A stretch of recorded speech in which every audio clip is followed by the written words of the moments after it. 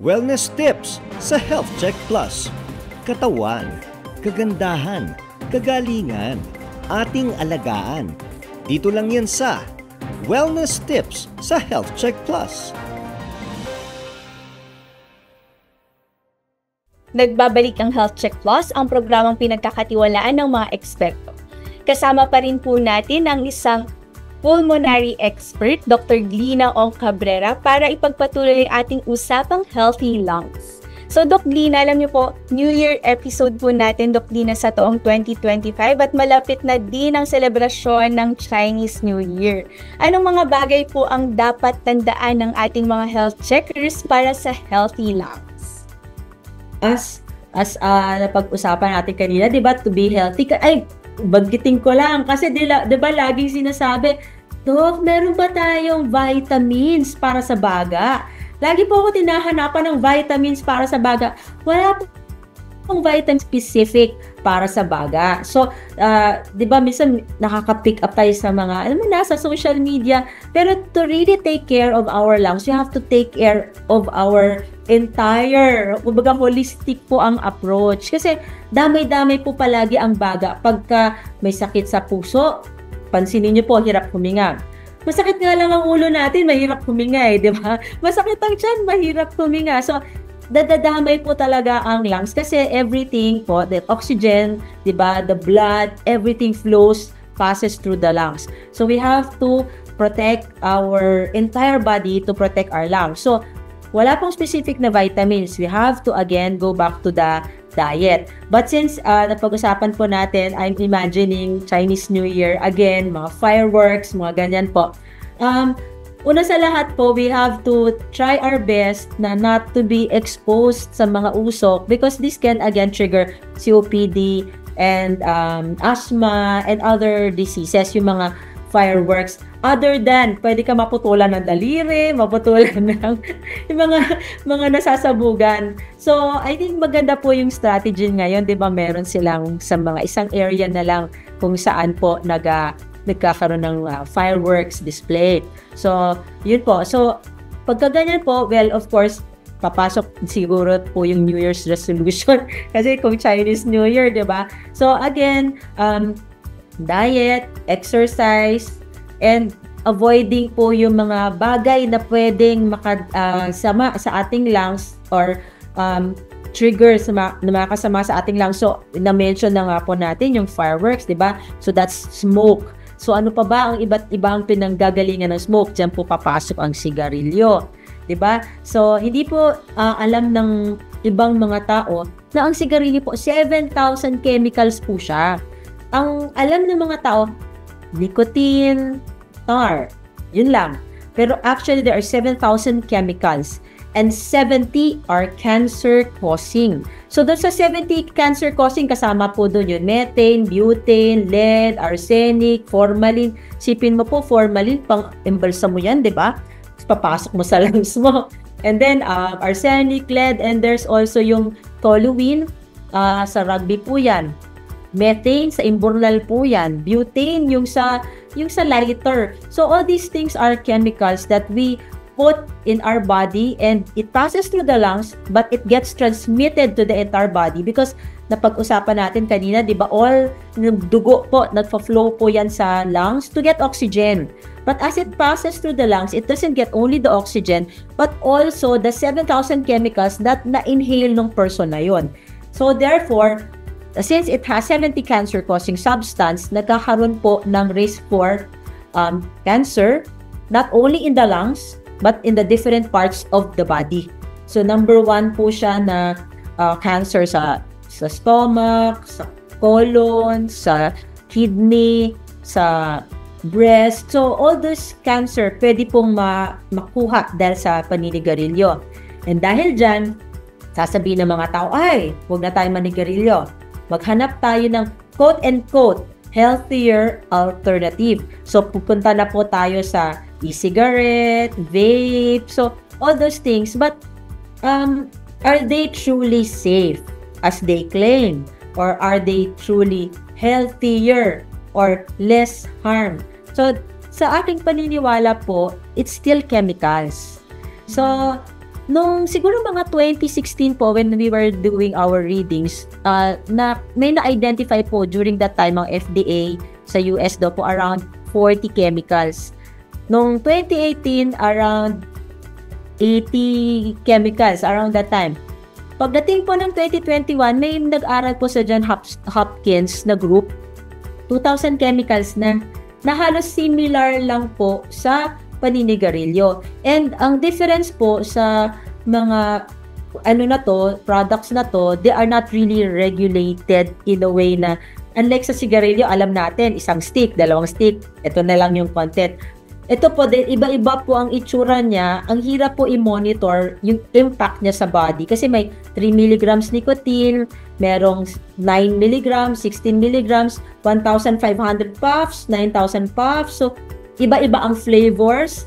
So, yung chemical po ng flavoring niya, yung diacetyl, yan po yung nagkukos ng popcorn lung or bronchiolitis obliterans. So, in a nutshell, may mga chemicals po siya like diethylene glycol, nitrosamines, propylene glycol that can also damage po the lungs.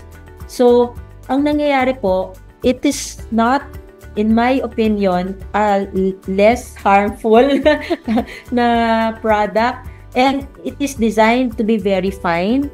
So, sa observation ko po, disclaimer po, it's not a research, but in my personal observation in my clinic, a lot of the young people who are using it are observed to have complaints of coughing, parang asthma-like symptoms, nahihirapan po silang huminga.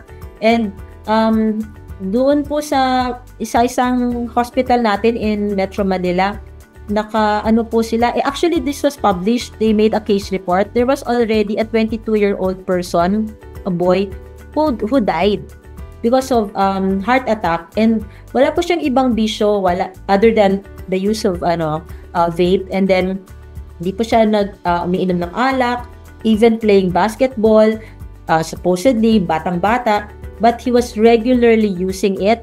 So suddenly po, while playing basketball, nawalan po siya ng malay, and then when they checked the lungs, damaged po ang lungs. Parang 2 years lang po ata siya gumagamit, and then it was observed to have what we call EVALI, electronic cigarette and vaping products associated lung injury. So, yun po ang naging damage sa lungs. And when they did an angiogram, may dalawang major arteries po sa puso na blocked. Kaya po, na heart attack siya, damage in lungs, and sadly po, hindi po siya nakasurvive. So, these are the things that we have to consider. Again, tulad ng pag-usapan natin, Teacher Ellie, let's keep it simple. Keep it simple, keep it practical. Ano po lang ba ang dapat pumasok sa baga natin? Clean air. Yun lang.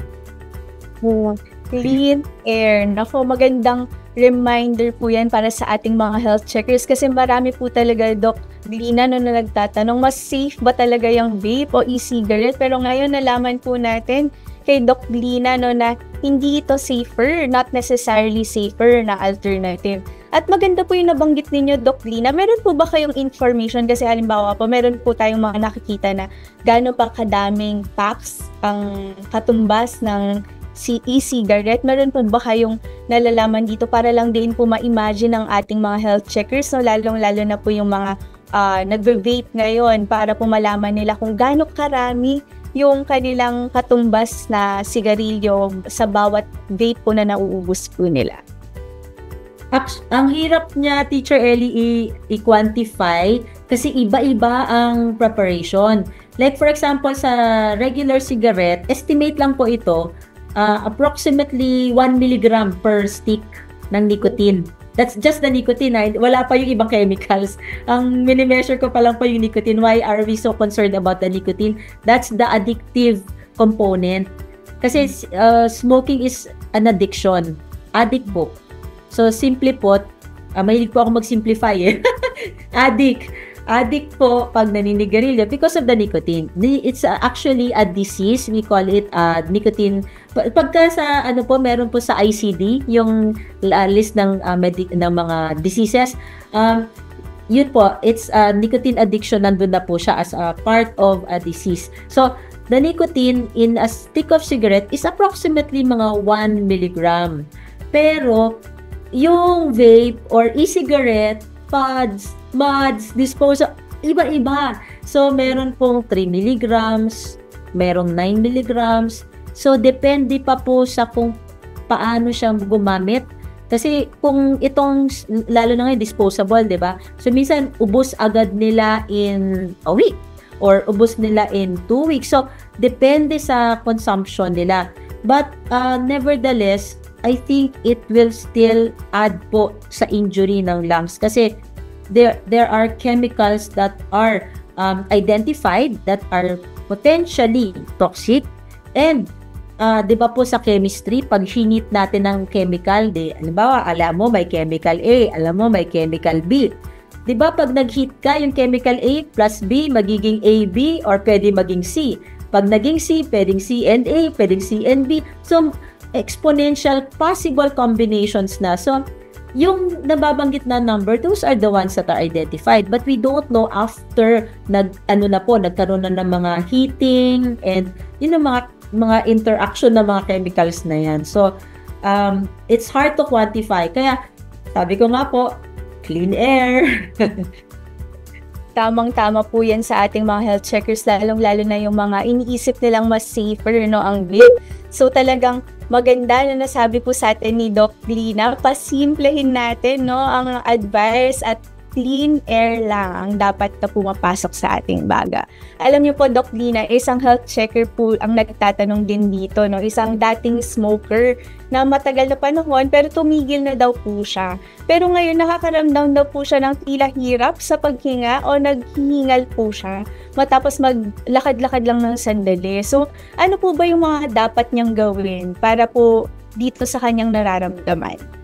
Kailangan po siya, but I think very good po na nakastop siya kasi that is the challenge kadalasan napakahirap po talaga mag-quit kasi ang alam po ng mga tao yung quitting, madali lang yan, habit lang yan, ganyan. But there's addiction component, so it's really hard, and I congratulate those people who really took the challenge and nakapag-quit sila. Congratulations po sa mga ganong tao. But for the question po na may symptoms, depende kasi kung halimbawa this person is smoking for more than 10 years, more than 1 pack per day, kailangan po magpa-check siya kasi pwede pong COPD, for example. Pero dun sa mga nakapag-quit naman, na lalo na, Doc, nakapag-quit naman ako 10 years ago Kaya lang syempre, kahit papaano, siguro with age, tapos nagkaroon din ng kahit papaano na injury yung lungs.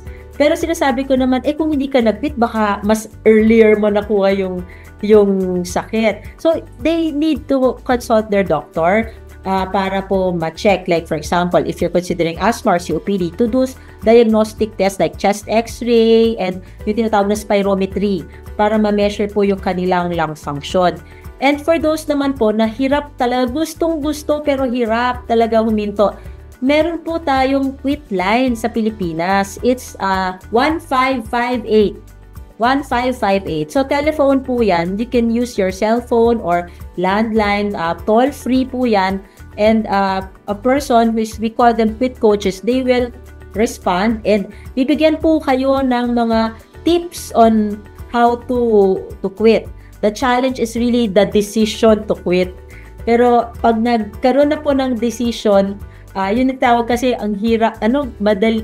Kung may gusto, maraming paraan. Kung ayaw, di ba, maraming dahilan. So, this is a paraan we can offer you if the quit coaches. So, 1558 po, para mabigyan po sila ng advice. Doc Glina, napakaganda po nung nabanggit ninyo na talagang ang pinakamahirap ay yung pagdedesisyon na tumigil na. At maganda po na nabanggit din ninyo sa ating mga health checkers na nahihirapang mag-quit na meron tayo nitong quit line na 1558 na pwede nilang tawagan. So, Doc Glina, balikan lang po natin ng konti yung pag-aalaga naman sa ating mga lungs, no? Mayroon po ba kayong mga exercise tips na pwedeng gawin para lumakas ang ating lungs? Yung lagi po namin tinuturuan yung pursed lip breathing. Kasi minsan sa bibig, gano'n, lalo na pag napapagod, So, we call it pursed lip breathing. So, breathing to the nose, then exhale Kasi ang nangyayari po, pag we breathe through the nose, di papasok.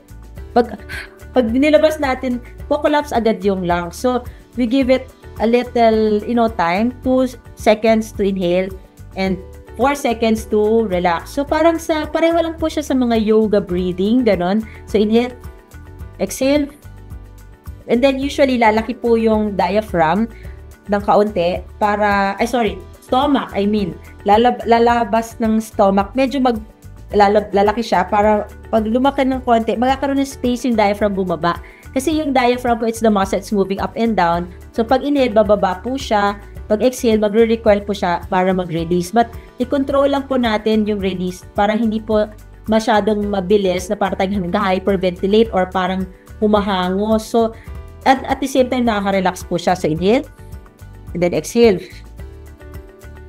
Inhale, exhale. So, sabay po sa laki ng tiyan, and then, yun nga po. But, we are Filipinos, and we're very musical. So, for those po na mahilig po mag-karaoke, okay na okay po yun. It helps para po lumakas ang lungs. Kasi po, minsan pag, inhale, hindi mo minsan ma-recall eh. Pero pag sinabi ko sa'yo, kumanta ka, nasosustain mo yung phrase, di ba? So, parang controlled exhalation na rin po siya sa mga mahilig po kumanta. It helps po na magpalakas ng inyong lungs. Ayan, mga health checkers, lalong-lalo na sa mga mahilig mag-video, okay? Ay, maganda po pala yan sa ating mga lungs, no? Doc Lina, napakadami po nating napag-usapan ngayong araw at I'm sure marami pong nakikinig at nanonood ngayon na maraming napulot para mapangalagaan at mapanatiling healthy ang kanilang mga lungs. No? So bago po natin isarang ating interview, may mga nagtatanong na po, Doc Lina, ng inyong clinic. Saan daw po ba kayo pwedeng konsultahin? Meron po ba kayong mga clinic at saan daw po ito? Usually po pag morning lung center and then the afternoon, Capital Medical Center po sa Quezon City. Ayan. So, Doc Lina, para isara ang ating interview, magbigay po tayo ng inyong huling mensahe para sa pagkakataon ito para sa isang long, healthy year 2025. So, sa mga ating ka-health checker, sabi ko nga po palagi, let's simplify. Huwag na natin i-toxic or i-stress ang ating mga sarili. So, think healthy and think God. And remember, clean air. Maraming salamat po, Doc Lina Ong Cabrera. Sana po ay muli kayong bumisita sa Health Check Plus, ang programang pinagkakatiwalaan ng mga eksperto. Tandaan, ating pangalagaan ang ating kalusugan sapagkat ang kalusugan ay ating kayamanan. At huwag kalimutan batiin araw-araw ang ating minamahal. Be kind, be safe, and stay healthy. Ngayong 2025 mga health checkers, tayo ay maging mapanuri. Mahalaga ang wastong impormasyon ukol sa kalusugan natin. Laging isipin na ang wasto at tamang impormasyong pangkalusugan ay check na check. Ako po si Teacher Ellie Campos Banayat, dito sa programang pinagkakatiwalaan ng mga eksperto, ang Health Check Plus sa DZRH. Check na check! Wellness tips sa Health Check Plus. Katawan, kagandahan, kagalingan, ating alagaan. Dito lang yan sa Wellness Tips sa Health Check Plus.